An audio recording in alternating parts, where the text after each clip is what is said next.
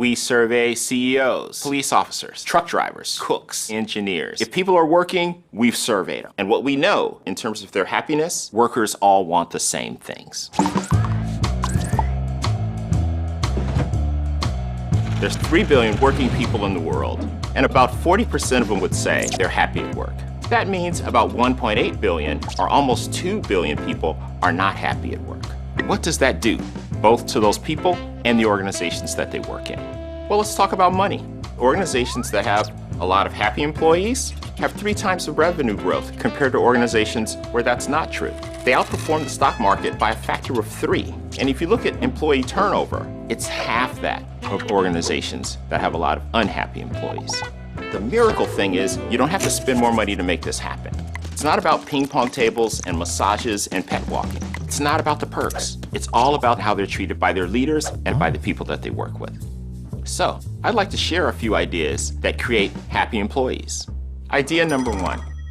In organizations where employees are happy, what you find is 2 things are present: trust and respect. Leaders often say, we trust our employees, we empower our employees, and then when an employee needs a laptop, and this is a true example, 15 people have to approve that laptop. So for the employee, all the words are right, but 15 levels of approval for a $1,500 laptop? You've actually spent more money than the laptop on the approval, and the employee feels maybe they're really not trusted. So what can an organization do to have a high level of trust? The first organization that comes to mind is Four Seasons. They have magnificent properties all around the world, and their employees are told, do whatever you think is right when servicing the customer. To hand that trust to your employees, to do whatever they think is right, makes the employees feel great. And this is why they're known for delivering some of the best service in the world. Idea number 2, fairness. The thing that erodes trust in an organization faster than anything else is when employees feel that they're being treated unfairly.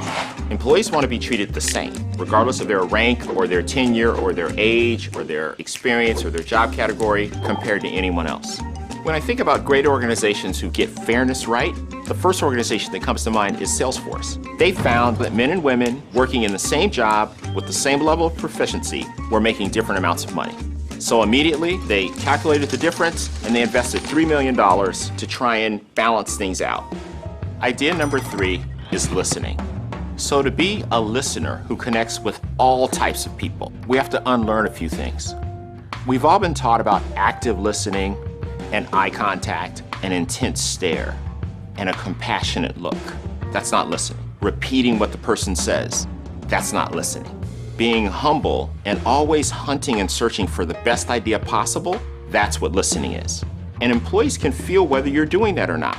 They want to know when they talk to you and share an idea, did you consider it when you made a decision? The one thing that everybody appreciates and wants when they're speaking is to know that what they say matters so much, you might actually change your mind. Otherwise, what's the point of the conversation? We all know the things we need to change, the things that we need to do differently. The way you behave, the way you treat others, the way you respond, the way you support defines the work experience for everyone around you. Changing to be a better person, the world is littered with those failures. But changing because there's something you believe in, some purpose that you have, where you're willing to risk almost everything because it's so important to you. That's the reason to change. If it's not, you should probably find a different place to work.